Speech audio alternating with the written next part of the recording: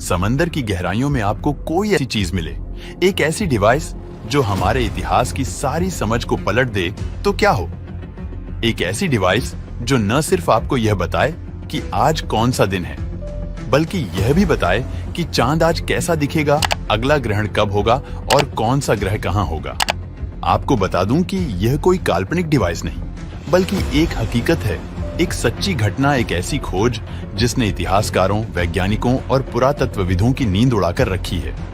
आइए जानते हैं पूरी कहानी को। आज से करीब 2100 साल पहले एक जहाज जो अपने साथ ले जा रहा था कई सारे बेशकीमती सिक्के और रेयर आर्टिफैक्ट्स।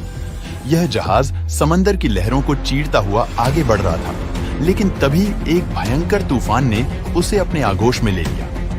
हवा की चीख और लहरों की दहाड़ के बीच देखते ही देखते पूरा जहाज उस तूफान की भेंट चढ़ गया। इस घटना को करीब 2000 साल बीत जाते हैं और जहाज पर मौजूद कीमती सामान 2000 सालों तक समंदर की गहराइयों में जंग खाता रहता है। फिर आता है साल 1901। मैंग्रीज के कुछ स्पंज डाइवर्स एंटीकाइथेरा टापू के पास समंदर की तलहटी में खोज कर रहे थे। उनका मकसद कीमती स्पंज या पुरानी मूर्तियां ढूंढना था, लेकिन अचानक उन्हें एक पुराने जहाज का मलबा दिखाई दिया। एक प्राचीन जहाज जो पूरी तरह से टूटा फूटा था, लेकिन उसमें कुछ था जो सामान्य नहीं लग रहा था। समंदर की रेत में बिखरे पड़े थे टूटी हुई मूर्तियां, बर्तन और हजारों साल पुराने अवशेष, लेकिन इन्हीं खजानों के बीच एक हरा सुनहरा जंग खाया हुआ कांसे का एक टुकड़ा मिला। देखने में यह एकदम बेजान लग रहा था।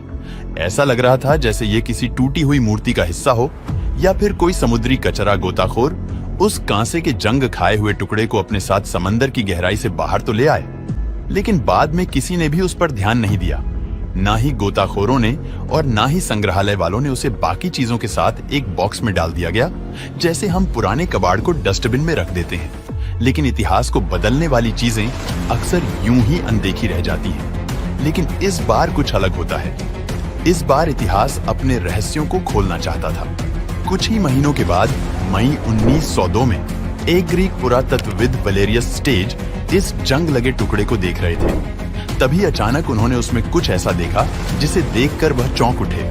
उन्होंने देखा कि उस कांसे की ढली हुई परत के नीचे एक गियर लगा था, वही दांतेदार चक्र जो आज घड़ियों, इंजनों और मशीनों में इस्तेमाल होते हैं। अब यह कैसे संभव हो सकता है?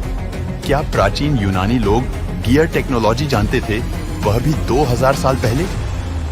वलेरियस ने जब यह बात अपने साथियों से कही तो ज्यादातर ने उनका यह कहते हुए मजाक उड़ाया कि भला 2000 साल पहले कोई मशीन कैसे बन सकती थी। लेकिन वलेरियस का शक अब विश्वास बन चुका था। उस कांसे के पत्थर जैसे टुकड़े में कुछ तो जरूर था जो आज की मशीनों जैसा लग रहा था। शुरुआत में कुछ लोगों ने सोचा शायद यह कोई एस्ट्रोलॉजिकल क्लॉक रही होगी या कोई नाविकों का दिशा बताने वाला यंत्र रहा होगा। लेकिन जब उन गियर्स को ध्यान से देखा गया तो उनका जाल इतना जटिल था जिससे यह साफ हो रहा था कि यह कोई भी सामान्य उपयोग की चीज नहीं हो सकती।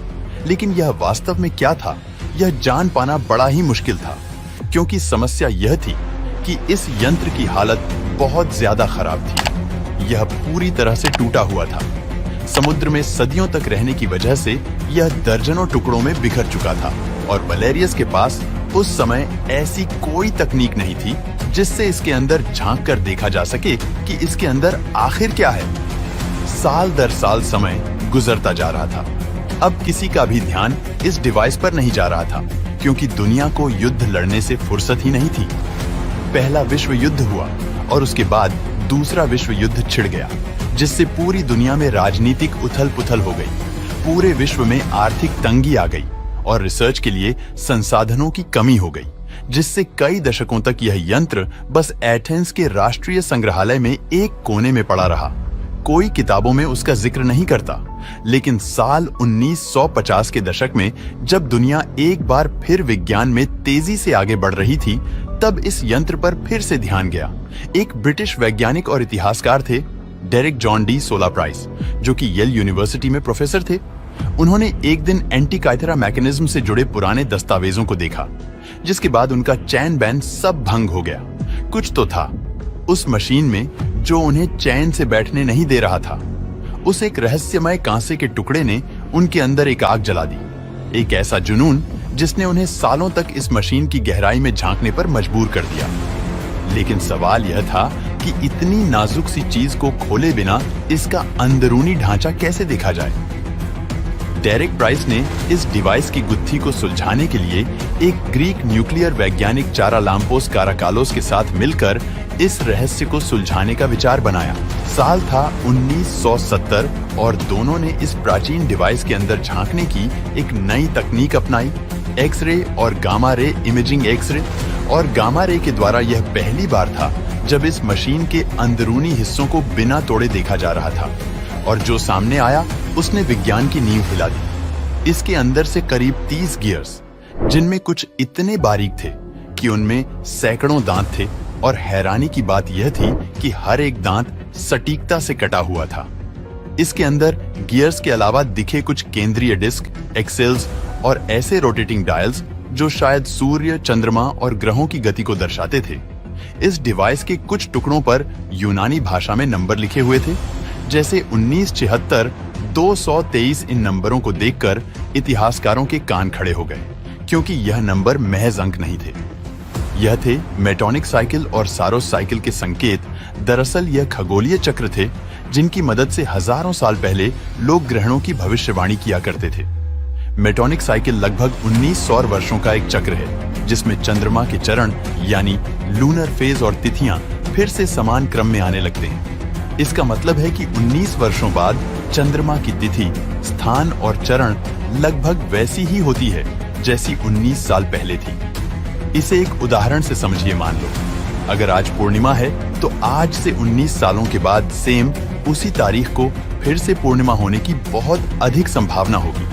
वहीं सारोस साइकिल लगभग 18 वर्ष 11 दिन और 8 घंटे की होती है, जिसके बाद सूर्य और चंद्र ग्रहण एक ही क्रम में फिर से होते हैं। अब यह बात साफ हो गई थी कि यह डिवाइस कोई घड़ी नहीं थी, बल्कि यह एक खगोलीय मशीन थी।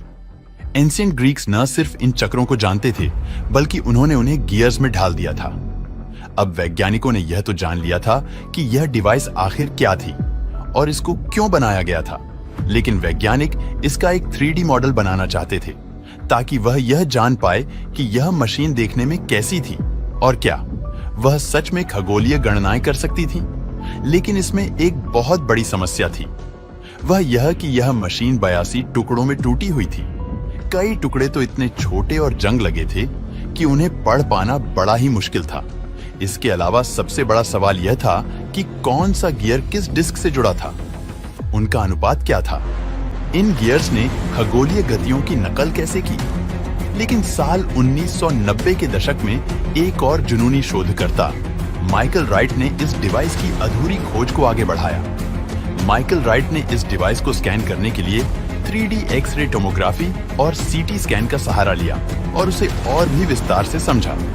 राइट ने अपनी खोज में दिखाया कि जैसा इस मशीन के बारे में पहले सोचा गया था, यह मशीन उससे भी कहीं ज्यादा जटिल थी। राइट के मॉडल से पता चला कि इस मशीन में मरकरी, वीनस, मार्स, जुपिटर और सैटर्न, इन 5 प्राचीन ग्रहों के लिए डिस्प्ले प्लेट्स भी मौजूद थी।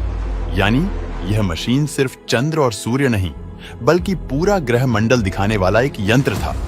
1990 के अंत और 2000 के शुरुआती वर्षों में अब एक बात तो तय हो चुकी थी कि एंटीकाइथेरा मैकेनिज्म कोई साधारण घड़ी नहीं, बल्कि एक पूर्ण रूप से काम करने वाला एनालॉग कंप्यूटर था। इसका केंद्र शायद पृथ्वी को दर्शाता था, जैसा कि प्राचीन यूनानी मानते थे। ग्रह उसके चारों ओर घूमते दिखाई देते थे, और जब कोई ऑपरेटर साइड वाला हैंडल घुमाता तो यह मशीन अलग अलग गियर्स के जरिए ग्रहों की स्थिति, चंद्रमा की अवस्था और कैलेंडर की तारीखें दर्शाती। खोजकर्ताओं ने देखा कि इस डिवाइस में 3400 से ज्यादा यूनानी अक्षरों में लिखे हुए शब्द लिखे हुए हैं और एक छुपा हुआ इंस्ट्रक्शन मैनुअल, जिसमें यह बताया गया है कि इस डिवाइस को किस तरह से इस्तेमाल करना है। अब सवाल यह आता है कि इतने उन्नत किस्म की मशीन को आज से 2000 साल पहले किसने बनाया था, जो आज भी एक रहस्य बना हुआ है। दोस्तों, वीडियो पसंद आया हो तो लाइक और शेयर करें।